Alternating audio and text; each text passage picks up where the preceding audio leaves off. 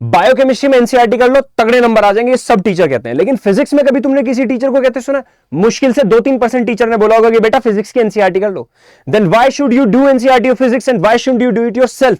इस पॉइंट पे हम बात करने वाले हैं कि फिजिक्स की एनसीईआरटी करनी बहुत जरूरी है। इसका एक बहुत बड़ा फायदा है, वो मैं बताने वाला हूं। क्यों बड़ा फायदा बताता हूं। जब तुम किसी कोचिंग में पढ़ते हो, किसी यूट्यूब चैनल से पढ़ते हो, या फिर तुम खुद से सेल्फ स्टडी करते हो, या फिर तुम स्कूल में पढ़ते हो, तो तुमने एक चीज नोटिस की होगी, तुम्हारे दिमाग में हमेशा एक डाउट बना रहता है। इवन कुछ बच्चे कोचिंग में कुछ टॉपिक कर रहे हैं, स्कूल में कुछ टॉपिक कर रहे हैं, यूट्यूब से कुछ टॉपिक कर रहे हैं, तो उन्हें हमेशा एक डाउट घेरे रहता है कि यार मेरा वो टॉपिक खत्म हो गया, मेरा वो चैप्टर खत्म हो गया क्या, मैंने टोटल कितने चैप्टर कर लिए। तो दिमाग में एक डर बना रहता है। तुमने एक चीज ऑब्जर्व की होगी, लिटरली बता रहा हूं, वो डिमोटिवेशन देती है तुम लोगों को। यानी कि तुम बहुत पढ़ने के बाद भी तुम्हें ऐसा लगता है कि कुछ छूट गया है ना।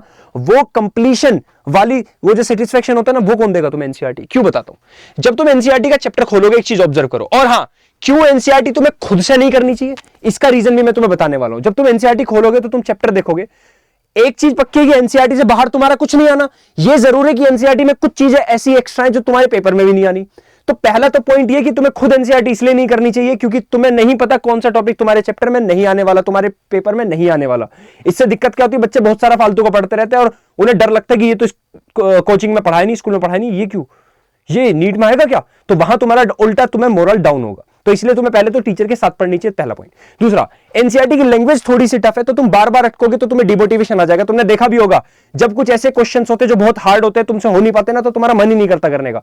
ये दूसरा रीजन है। तीसरा, जब तुम एनसीईआरटी पढ़ोगे ना, तो तुम फील करोगे एक एक टॉपिक इसमें दिख रहा है।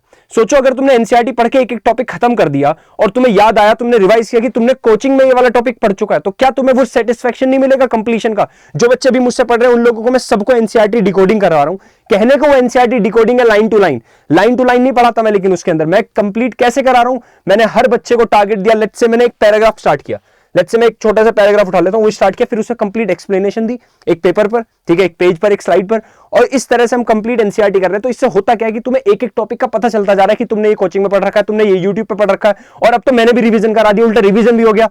तो इस वजह से तुम्हें एनसीईआरटी खुद से नहीं करनी चाहिए। एनसीईआरटी करने के फायदे मैंने तुम्हें बता दिए। और दूसरा, एनसीईआरटी के एग्जांपल कभी कभी डायरेक्ट रखे आ जाते हैं पेपर में, बहुत सारे पेपर में आए, तुम देख लेना, तुम पीवाईक्यू पेपर उठा के देखोगे तो तुम्हें पता चलेगा, direct formula based question, direct example रखे आए एनसीईआरटी के। और ये सिर्फ बायो और केमिस्ट्री का तो तुम सुनते ही आ रहे हो ना, फिजिकल केमिस्ट्री और फिजिक्स में थोड़ा सा डाउट रहता था, लेकिन तुम देखोगे इनके अंदर भी सीन ऐसा होता है। बट हाँ, फिजिक्स में सिर्फ एनसीईआरटी काफी नहीं है, ये पॉइंट मेरा याद रखना। बहुत सारे बच्चे ने इस बात को गलत वे में ले जाएंगे कि सर सिर्फ एनसीईआरटी करना हो जाएगा काम। नहीं, फिजिक्स में सिर्फ एनसीईआरटी काफी नहीं है, बट अगर एनसीईआरटी करते हो तो सोने पे सुहागा वाली बात है। जैसे फॉर एग्जांपल बताता हूं, जैसे कि तुम टीचर से पढ़ लो, नोट्स बना लो, सिर्फ उतना काफी नहीं है, डीपीपी लगाना भी काफी है। सिर्फ उतना काफी नहीं है, पीवाईक्यूज लगाने भी जरूरी है। सिर्फ उतना काफी नहीं है, मॉक टेस्ट बहुत इंपॉर्टेंट है। और ये सब चीजें कर लोगे और साथ में एनसीईआरटी कर ली, तो ये पक्का है कि तुम 700 प्लस वाले मार्क्स वाले बच्चे जरूर बन जाओगे।